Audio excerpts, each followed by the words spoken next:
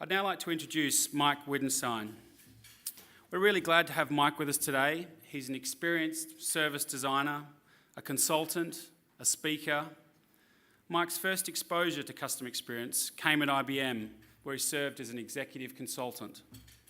He started IBM's first CX and design practice, landing customer experience project at McDonald's, Air Canada, and Best Buy. In 2002, he founded Storyminers to help service brand leaders make big changes to their brands by improving their customer experience. Mike is known globally for his creativity, his ability to work ideas from the front line to the boardroom. In undergraduate school, Mike studied Portuguese and Russian while spending 2 years overseas. He also earned an international MBA. Mike lives in Atlanta and travels globally. Please welcome to the stage Mike Wittenstein.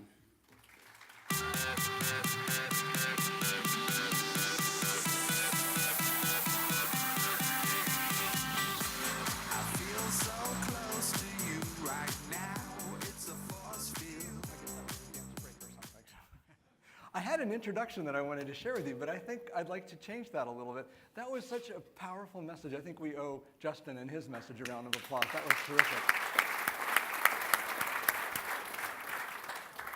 Today we're going to talk about intelligent experiences. And based on what you just heard from Justin, you're going to see some parallels.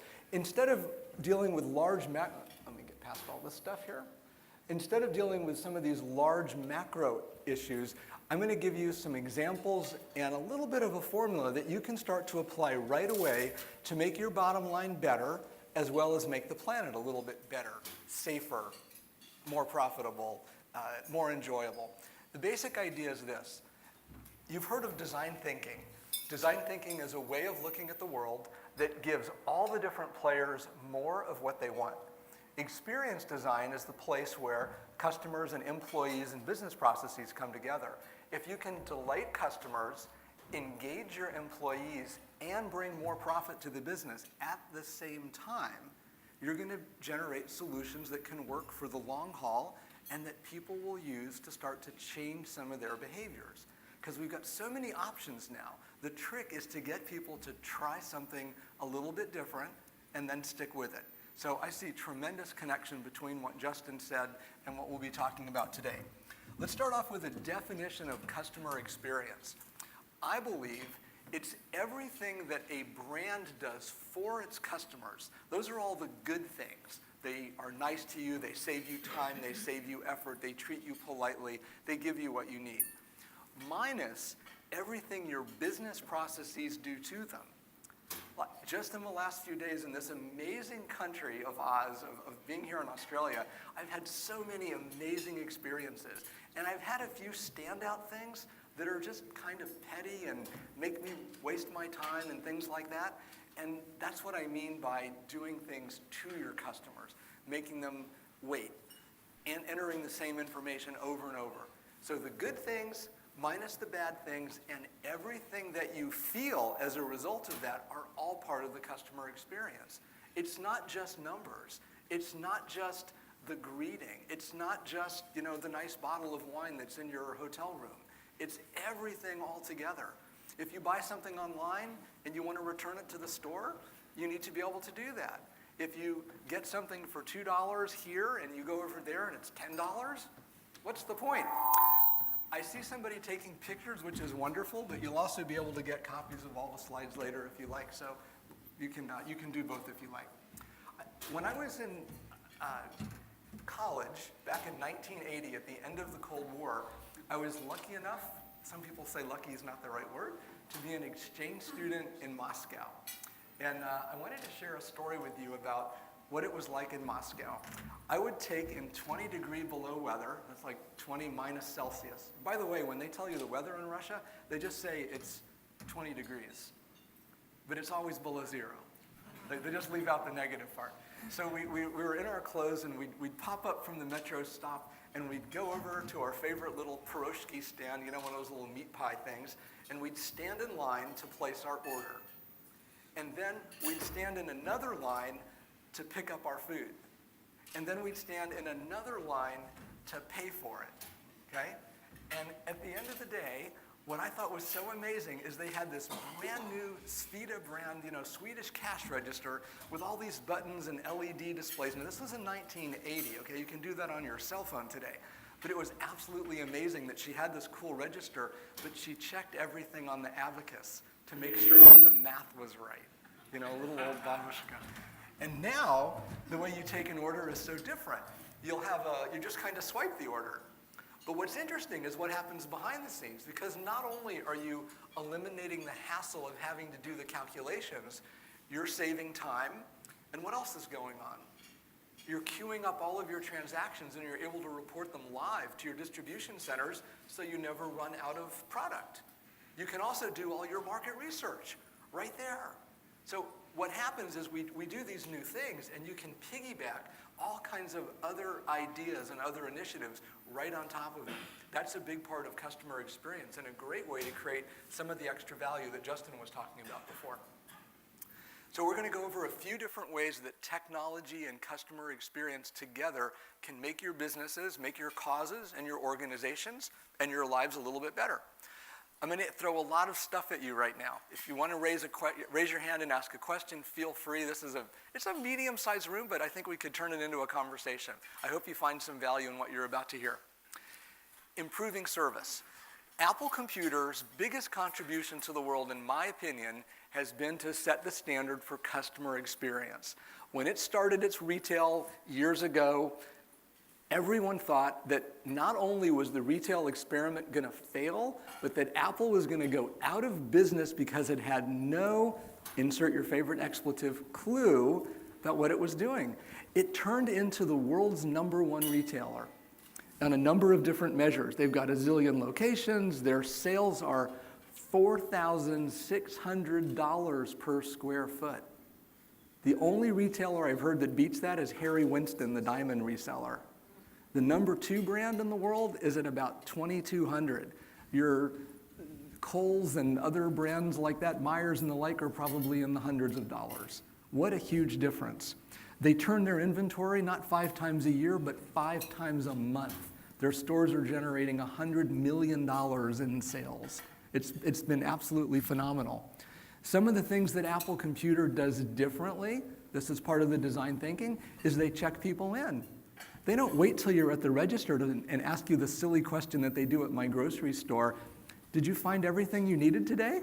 And I look behind me and I see these ladies with kids and a long line of people. I'm not going to tell you no and have you leave the register and make my neighbors wait. You need to check in with me as I check in. If you do that, what do you know? You know sooner what your customer wants. You anticipate their needs, or sometimes just ask them, and then you can help them get it. That's such a smarter order to do things than waiting till they're about to leave your store with their bags full. Apple did that well. They did scheduling. They did the Genius Bar. They reinvented the way music is distributed. The iPod thing? Yeah, cool piece of technology, but the harder play, in my opinion, was getting the music record labels to do 99-cent songs. They all had to change the way they work for everyone to be able to enjoy more business. Justin, that's your story all over again. It's how do you get all the different parts to play together? Here's the scheduling app. Take a look at this. Apple's got a big challenge ahead of it right now. Let's keep the volume on this kind of low. This is an ad for the new Apple Watch. The one that you're looking at, were just a second ago, is made of 18 karat gold. It sells for $10,000. They have the same technology in a plastic version for $349. They have an even higher end gold version, if $10,000 is not enough for you, that sells for $17,000. And it's coming out on the 24th. I think tomorrow is launch day for that, or whatever it is, April 24th. So what's interesting for Apple, and I hope you all will pay attention to this as it rolls out, is the kind of customer that goes to an Apple store is much like all of us and some of our kids or colleagues. It's really interesting to go to that store. It's got a minimalist design. They encourage you to try things out, put your hands on them, play with it a little bit. But somebody who's going to spend $17,000, that's a car. That's like 2 of Apple's biggest, highest-end computers decked out with hard drives and displays and RAM and all that kind of stuff. It's like 2 of those, $17,000 in a little box like this. That customer experience is going to have to change. I'm dying to see how Apple's going to handle 2 or 3 different levels of customers with different expectations. This is not technology anymore. This is fashion. What's that going to be like? It's going to put a strain on their model. Curious to see. These are some of the benefits for Apple. This is going to invigorate their sales. 20 million units are expected to be sold. They're creating a new touch point for the world. Now it's your hand. Used to be your pocket. Before that, it was your desktop at home or the office. They're getting closer and closer. This watch will be able to read things like your heart rate, your exercise, your breathing, your galvanic skin response. Who knows? I don't think it actually does that and tells if you're telling the truth or not. But as it is able to capture this information, imagine what that'll mean for healthcare. Imagine what that'll mean for advertising and marketing. You're walking by a store, your watch goes bzz, bzz. You know, you don't even hear it, you just feel it vibrate a little bit. You know to take a look at it, and you don't miss a sale. Or a friend is nearby, so you can do that. All this technology can be used to serve people, or to sell to them, or to manipulate them, or to coerce and do evil things. It's up to the people in this room how we're going to use that technology. And I believe again in what Justin said, we should do some good with it as we go along. This technology will reduce waiting time as well, where intelligence, where experience and technology meet. Take a look at this ad from GE. Volume up, please. I found software that intrigues me. It appears it's an agent of good. GE has wired their medical hardware with innovative software to be in many places at the same time. Using data to connect patients to software, to nurses, to the right people and machines. Helping hospitals treat people even better while dramatically reducing waiting time. Now a waiting room is just a room.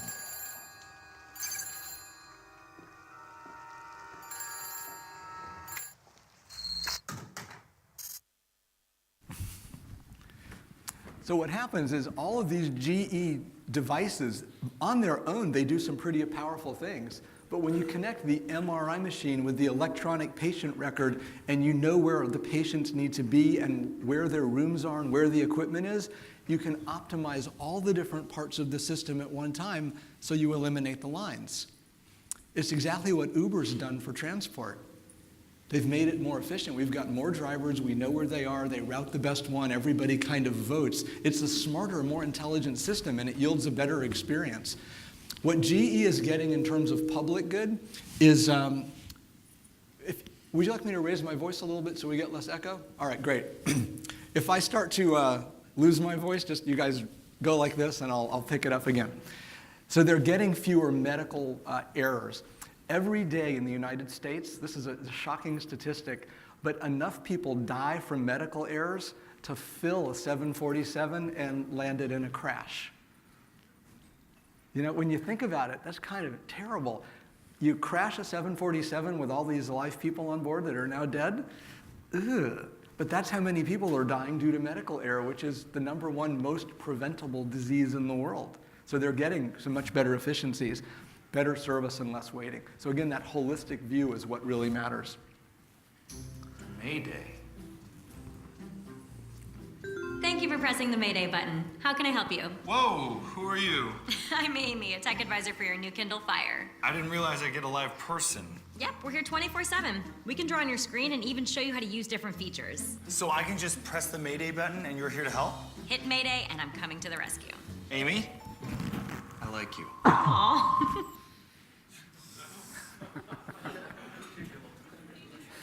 So cute little Amy there is on a one-way display. You can see her if you're using the Kindle in any room of your house or wherever you are. She cannot see you, but she can see what's on your screen and help you out. Now, I've met a few people tonight, and a large number of the few people that I've met have call center operations. What do you think call centers would be like if this kind of technology were in your electric jackhammer and somebody's working on a street thing and they need some help? right then and there. They're not calling in for help, the device is calling in for help. What if you're refurbishing or cleaning an airplane or fixing something, I don't know, something complicated? To have that kind of support pop in right away changes the nature of the value of your product. It's no longer about buy it, use it, break it, fix it. It's about an integrated value proposition. You're buying uptime. Think about it that way. Very, very different. So the more complicated the product, the easier it is to embed this kind of technology. I believe that Amazon is going to be spinning this off, and there are a number of other companies that are already using it. One that I saw in the public eye recently was my last Hertz rental in LaGuardia Airport in New York. They have a long queue with lots of people waiting, and they also have a number of kiosks. And the kiosks have a monitor and a keyboard down here, and a big video display up here, and I'm talking to Barbara. And Barbara's got a headset on. She doesn't look as nice as Amy does here. She's kind of from New York and frumpily and a little frustrated, but she's taking my order and talking to me, and I can show her my ID and put things in front of the camera, and it's a much more natural interaction. It's also a lot faster because the lady at Hertz is doing most of the typing, and she's used to it. So it's taking steps out, it's improving quality, it's delivering a better customer experience. There we go. You can shop better. Now this next couple of videos here, I wonder if the guys are going to get this as quick as the women do. So I'm just kind of curious to see. Guys only, as soon as you know what's going on here, if you would just raise your hand. I'm just going to look for the first few. All right, go. What is she doing? Perfect, perfect. She's using gesture recognition to switch out what's on the display. Give me a blue dress, a red dress. Let me switch this for something else. No. And this application is called Endless Aisle. It means that in the store, you don't have to carry everything. You can carry a little bit of it and ship the right thing to the house. I think my mom There's a store in the Atlanta area that just opened. There are about 7 of these around the world. Bonobos makes a really nice wash chino pant for men's. And they have this new store concept called a guidepost or a guide shop. You go to the store and you can't take anything home with you. They have one of every size and they've got one of every product, but you just go there to get fit and to pick the right styles and selections, and they ship everything to the house. Now, is that what you want when you go shopping? Don't you want to take stuff with you? Well, if you know that this store is going to have the ability to get you anything just the way you like it, you've got free returns, you can try something else, adjust your order on the fly, it's not bad.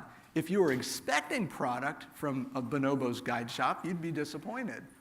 But what does it do on the store side? How big does the store have to be? Maybe about half the size? And do they have to stock merchandise? No. Do they have to fold clothes all day long? Do you have, it's so much different. It's such an easier store format. You can open them in a heartbeat. Like you can open them in a week, and you're working. And they don't have any technology in the store. They have a laptop and a credit card swipe. That's it, the whole new store concept. So they've cut out about 60% of their retail cost. I forgot what the next one is, but we'll find out in a second. Hi, my name's Healy Cipher, and I'm with the eBay Inc. Retail Innovation Team. And I'm here at the beautiful flagship Rebecca Minkoff store in New York City. We've partnered together to create the Connected Store, a highly digital and seamlessly connected experience that brings the best of the online world into the physical. Together, bring the volume down we're going some? to change the future of retail. As a shopper begins to browse, she'll find the Rebecca Okay, Minkoff so store. eBay and is Rebecca physical Minkoff, which is a manifestation small of all the women's best brand, parts of decided the to online really experience. go all 4 out. The connected wall all out and is a create beautiful the large connected mirror display. store Shows the experience. latest So Rebecca Minkoff all brand the content. different modalities Runway are tied shows, together. photos, Online, anything in-store, happening on mobile, social smart mirrors. She's By pressing checking the out mirror, a couple of she different initiates an options. interactive experience She's picking where she something can that she browse the likes, latest getting books, it in her find size, products she finding likes, something that goes even with it. request a She ticket. clicked on Add to She My can order Room. drinks and download the stylist, mobile app a directly person from who here. helps the And by shopper, pressing collects Send to all My that Room, stuff from the our back of shopper the can store, initiate a takes it one-on-one to the stylist room, session. pushes a When the room's button ready, that sends the you'll get a shopper a text message, hey, your room is Upon ready, entering the with fitting room, everything the that you shopper want will to find see the products right she inside of requested. it. In addition She to goes in, suggestions from the she can stylist. set the lighting Adjustable lighting in the fitting room for also any allows the time shopper of to day, change and and control it her environment. automatically adjusts. The fitting room uses guys wouldn't care RFID about to that, but magically recognize each it's item in the important. room. She If the can shopper find a needs couple of different other size, products to cut, have the or color, stylist bring to she her. can easily The request it from the stylist can stylist by simply suggest touching the other glass of things the from mirror. outside of the store The shopper and push also has those the to the option to mirror. attach so you can everything see, she's yeah, I'll tried try on that. in the No, I fitting don't room want to try to her that. personal profile. So what's In the happening future, with this this will allow her technology to and a access couple what of she's other tried ones on, what is she's the bought, and to receive experience of intelligent shopping recommendations. is When the moving shopper out has of the finished the fitting room showroom session, and she has the into option to the send her dressing select room. items directly And in the what's checkout. happening in these Once first the few stylist experiments, these confirms are the early items she'd like numbers, to purchase, sales are she'll going up instantly about receive a 30%, digital receipt. and customer sat is going up 50 to 75%, more than it was before. This is because people never knew they could have something so cool before. So in the luxury side of things, and Rebecca Minkoff is not in the luxury section, but it's, it's high-priced middle of the road. People are really going for that because they like the opportunity to see what it's like before they buy. Now notice this one didn't have any of the fancy try-on stuff. You're actually trying on the clothes. So that's one solution. They could do the same thing and try the clothes on virtually as well. The technology for that isn't quite as cool, and this is one of these online stores, goes to retail plays. A lot of companies that have never been in retail before are jumping in so that they can really be omni-channel, and this is working out really well. So the try-ons are going up, and when try-ons go up in retail, sales go up. You know what? The same thing is true in other businesses. If you're getting people to try translation services, Trevor, the more they try, the more they use. The earlier people try things, the earlier the adopter is, the better the experience. What happens is people like sharing with their friends that they had a cool experience, and they get to be the one that introduces something new and cool to their friends. So that's part of the advantage of just doing something new. I'm just trying to give you a smattering of some of the cool things that are out there. I know this is like the before dinner presentation, so the idea is to just give you some ideas you can be thinking about in the back of your head, or you bring up after you start drinking. The ideas will get better the more you drink, I promise. So this next one is really, this is like so important, this idea of anticipation. Have you ever been to a restaurant, and can I use you for an example? And you're feeling kind of thirsty, aren't you? And you reach for your empty water glass, and the waiter comes by with a fresh one, takes your other one away. You've probably had that happen to you at some point. That's amazing service because the waiter's paying attention. He hears, a really good waiter can hear the sound of a glass full of water and a glass with just ice in it. Did you hear that over there? Did you just hear that? They train themselves to do that. And they know it's time to serve that table with more liquor. Or as they're taking something from the kitchen, they're just kind of going like this. They're really good. They're learning the cues that you're giving them. In this business, we call it anticipation. Anticipation is not that feeling of like, I'm about to jump out of a plane, or it's my first kiss and I'm in 8th grade. It's not that kind of anticipation. It's knowing sooner what your customers want. When you know sooner what your customers want, you're able to serve them better. Like I brought over water at just the right time. But it also means that your costs go down because you know in advance when people are going to need something. Does that make sense? But you have to adjust your operations to be a little bit more agile. That's not customer experience. That's operations, technology, algorithms, BI, and all that kind of stuff. But they work really hand in hand. Here are a couple of examples. This is a physical example of anticipation. There's been an app that's for phones that's been available to open your car door for like 2 years. And I saw a demo of it, and it took 16 steps. 1, 2, turn on the phone. 3, find the app. 4, wait for the app to open. 5, enter your password because it's secure. You're trying to get into your car. 6, type this, blah, blah, blah. I just went on and on. 16 steps. Tesla is a little bit different. Tesla's the electric car, and it works like this. You walk up to the car, you've got your key fob in your pocket, and the door opens for you. Isn't that cool? That's called an invisible interface. Okay? There's nothing to it. It just senses that you're there. If you're a Tesla owner, you have a Tesla, I have a Tesla, and I walk over to your car, door's not going to open because it's not you, okay? So anticipation is key. It means getting rid of some things that nobody needs. This is an example of an invisible interface. It's a concept, you may not hear that word again, but think about in your businesses and for the next day or two, think about what you can completely get rid of that nobody will miss. Who needs to open a door with a key? Get your key out, stick it in the dark, twist it, out, back in, hand back out, door. I mean, I'm being like, this is like so silly. I mean, how lazy am I to not want to do that, okay? But the point is, if you get rid of things that you don't need to do, you have more energy, more resources, more time, more money to do the things that you do. So this one might freak some of you out, and I hope it doesn't. It's possible to read people's emotions by looking at their faces. Okay? Like your face right now is like, oh yeah, but don't look at me, right? And you've got a smile. You're kind of quizzical right now. You're kind of wondering, what is he going to say next? And your eyebrows went like that. Okay, that has a different meaning. So the face is made up of all these different muscles. There are about 10,000 positions that your face can take, just all these different things that you can do. And by mapping the geometry of your face, we can start to code that as a recognizable pattern.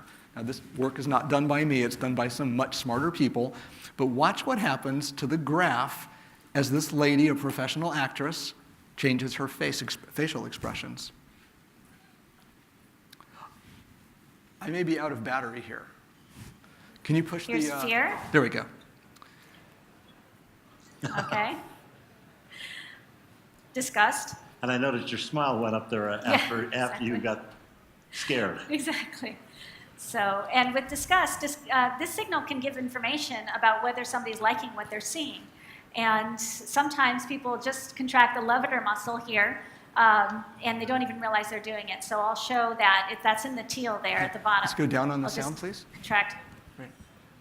All right. So even the smallest little movement in her face can be Okay, so it's interpreted picking into up this on graph, those small which can movements. feed Expensive webcam your and business basic living room algorithm. lighting, so there was So no if special somebody equipment is standing required. in front of And they're a watching big screen advertisements. TV display at They're your watching somebody favorite about to store, get hers. and The they're going, boys think it's funny. The girl is going to be bothered You know, by it. they're probably And she's confused, going to show right? a micro And if they're expression. going- So she shows a little one there, but now I want you to and the watch wife her is eyes going, because she's going to show a okay? micro expression But of you anger know you've got right a different there. situation. And then But being followed able by to read surprise, people's emotions and then using amusement. video analytics All right. has a lot So we can can look help at the your summary market research, statistics. We can have help your sales. information about the individuals Imagine what it underneath could do them. in a call center And with a we two-way see the video two boys teleconference. showed mostly joy in To be able response to to this know what ad, the other, or at whereas least get the a girl sense showed of a what the other combination person of is joy, feeling. anger, This isn't surprise, about and manipulating other people unless you make it that way.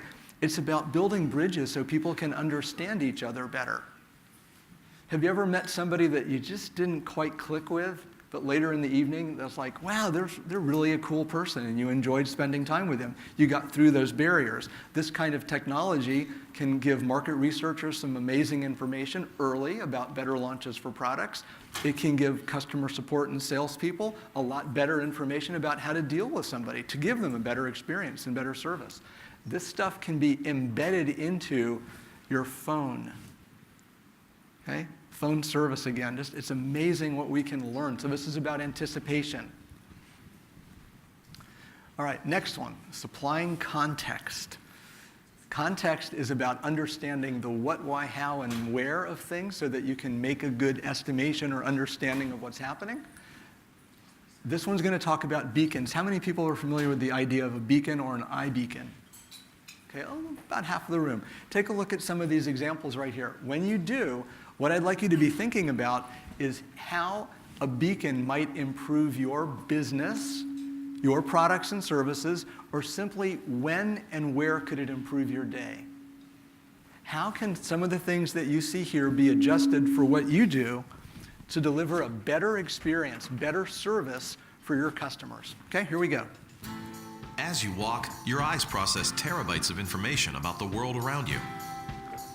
Your subconscious is constantly scanning for recognizable objects and locations to give you context and help you navigate. But if you close your eyes for a moment, you can only walk a few steps before your brain loses its context and forces you to stop. That's the world your smartphone lives in every day. It's a powerful computer, but it's completely blind. Last year, we introduced Estimote beacons to solve just that. They're small sensors that can be placed anywhere to provide context and microlocation to any smart device. Now, we're introducing Estimote stickers, tiny beacons with built-in accelerometers. All right, so whatever you put one of these beacons on gives it kind of electronic superpower. So you put it on your dog or your computer, you won't forget something. Put it on your plant, remember to water it. Some of the cooler examples of it, in a sense of context, are what you're going to see in just a second. A guy puts one of these beacons on his hotel nightstand. The hotel could just as easily do it. Because the beacon senses proximity, where is the user, or in this case, where is the user's phone, what's the traffic light tied to the smartphone, the beacon with the software can wake you up 15 minutes early because there's a traffic jam or construction, and you can get to your meeting on time. That's what context means. When you know where you are, what time it is, what's in your environment, your role, and your intent, you can start to create personalized experiences for people by adjusting the way the business works. That was the most important thing I said all night. You can change the way the business works in a personalized fashion for each person. We are this far away from being able to do that. And the technologies that you're putting in place right now, if you're modeling them after stuff that happened way back here 5 years ago and you just want to do it a little bit faster, you're going to be a better same company instead of a better, different, more capable, more agile company. And that's the platform I think every single company needs to be shooting for, because we don't know what's going to be asked of us tomorrow, next week, or next year. Context is absolutely essential. I encourage all of you to get some kind of study investigation, some kind of trial, just an ideation or brainstorming session around something like this. Look for stuff online around context, beacons, anticipation, and I'm happy to share all the videos and everything with you so you can use this with your own teams and get them thinking about some of these new ideas and what they can do for you.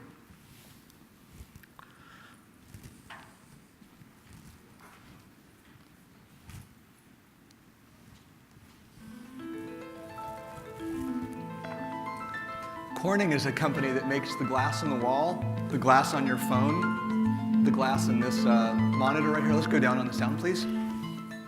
So they're basically a commodity play. They're an old world manufacturing, a commodity player in manufacturing. They turn silicon, which is sand, into glass. They're changing their business model, in my opinion. I don't think they say this in their annual reports, but they're now in the business of creating decision points. Does it make sense? Because anywhere you have glass, you can now have some Corning Smart Glass or Gorilla Glass or one of their other products and turn it into something that people can interact with. I think that in 10 years from now, our kids' are going to think it's so silly that we carry our phones around with us.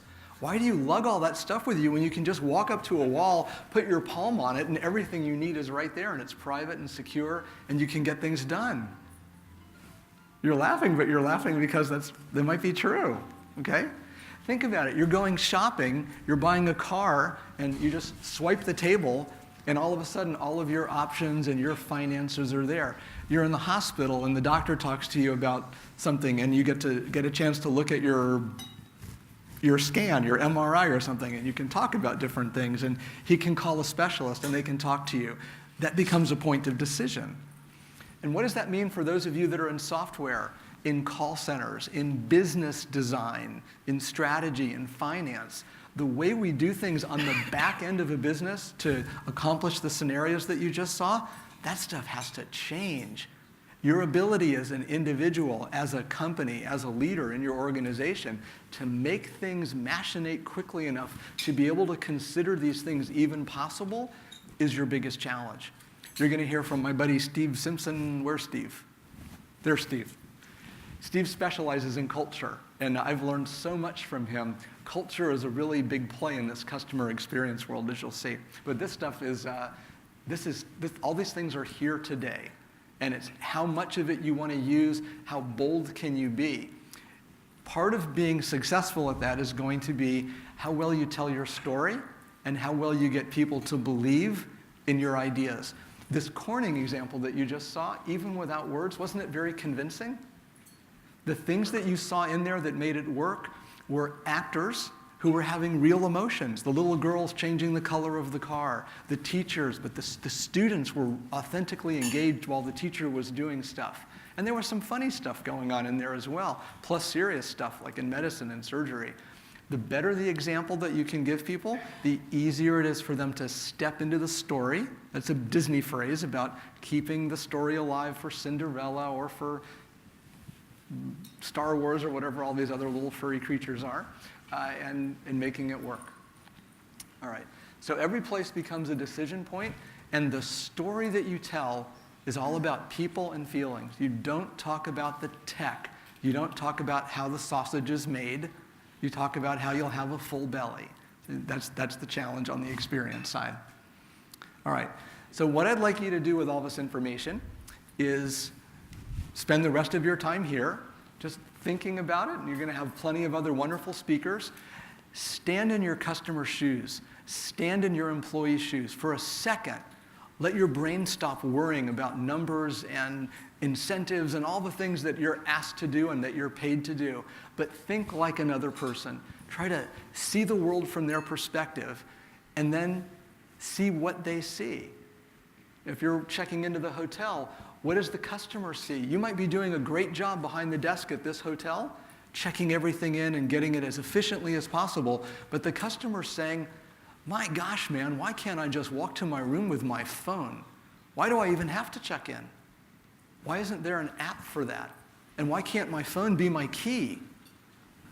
That's not what customers don't want. A faster check-in process. They want no check-in process. Do you guys agree?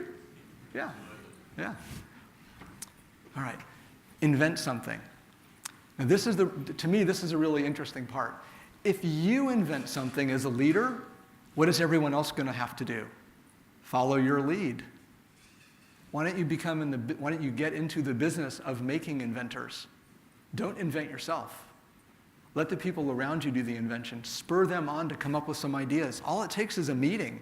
Say, hey guys, we're going to meet and we're going to talk about such and such. Or we're going to watch this video and see how we can do things a little bit differently. Or let's go shopping. Let's go see how retail works over here and let's make our store a little bit better.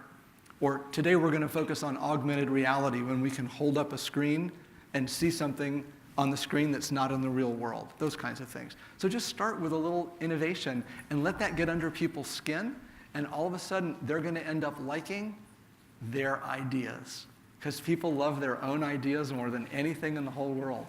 So give them a chance to do that, and then just channel, where things need to go. But you'll get so much more take for the ideas, and you'll get a lot more resistance. Steve will talk more about that later. Then you've got to do something, and I think it's just time to eat. So thank you all very much. I hope you get a lot out of the conference.